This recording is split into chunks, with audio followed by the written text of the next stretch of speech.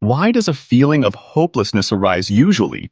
Strong despair makes itself known when faced with serious life obstacles. People feel that they are unable to cope with the problems that have befallen them. That is, they do not see a way out of a difficult situation. Therefore, they become despondent and do not make any attempts to change the circumstances. There can be many reasons for the feeling of hopelessness, for example. Death of a loved one, serious illness, dismissal from work, bankruptcy, divorce. Also, according to psychologists, a feeling of hopelessness can appear even when there is a solution, but for some reason it does not suit the person. It also happens that there are no objective circumstances for a crisis. The individual simply has a distorted perception of reality. His consciousness works like a crooked mirror. It leaves only the darkest possible scenarios. Pessimism in such individuals takes a pathological form. The feeling of hopelessness must be fought. And it does not matter whether it has objective reasons or a person drives himself into a corner. With a constant perception of life in a negative way, it is impossible to correctly build a system of values. Landmarks are lost, further existence becomes meaningless. Apathy begins to prevail in everyday life. The danger of hopelessness. Long-term despair causes depression. It is not just a bad mood. Depressive disorder is caused by disruptions in the neurotransmitter balance. Therefore, people with depression often do not control their own actions. They may begin to abuse alcohol, often try drugs. Some even think about suicide. Suicidal tendencies are a completely natural result of a feeling of hopelessness. When a person feels that he is at a dead end, he does not understand how to live on. Therefore, thoughts of suicide are constantly present in his head. They accumulate like a snowball, and a crisis can occur at any moment.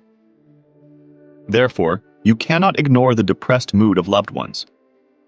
You must try to provide them with the support they need. It is important to demonstrate possible solutions to the problem. Show that there is a way out. If you cannot cheer up a person on your own, it is better to seek psychological help. Hopelessness gradually destroys volitional qualities. The personality is in the process of destruction. Depressed mood also has a negative impact on somatic health. People in despair. The immune system is weakened. Frequent acute respiratory viral infections with complications occur. Chronic weakness and fatigue are observed. Difficulty falling asleep and regular awakenings at night appear. Panic attacks, increased anxiety, outbursts of causeless aggression are possible. You can overcome hopelessness on your own. Usually, people with a strong character cope even with serious life problems. However, in the absence of support from loved ones and with long-term depression, it is better to consult a clinical psychologist. How to cope with despair on your own. There is a way out of any situation. You need to act, even if the solution you find is far from ideal. The first step towards positive changes will help reduce the likelihood of adverse consequences. Gradual movement forward gives faith in a possible bright future. Psychologists recommend doing the following. Focus on the present, since developing mindfulness helps reduce the manifestations of stress and start devoting more time to gaining new impressions. Learn to correctly recognize emotions, understanding their true nature and accepting them. Find support in communicating with loved ones without worrying about burdening them with your problems. Try not to isolate yourself from contacts with others, and not think that everyone around you is hostile. Talk your problems out loud and do not ignore useful advice. Practice gratitude for good moments. Increase the level of physical activity, for example, by signing up for a gym or just walking outside every evening.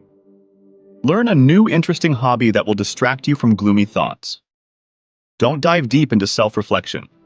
This doesn't always work.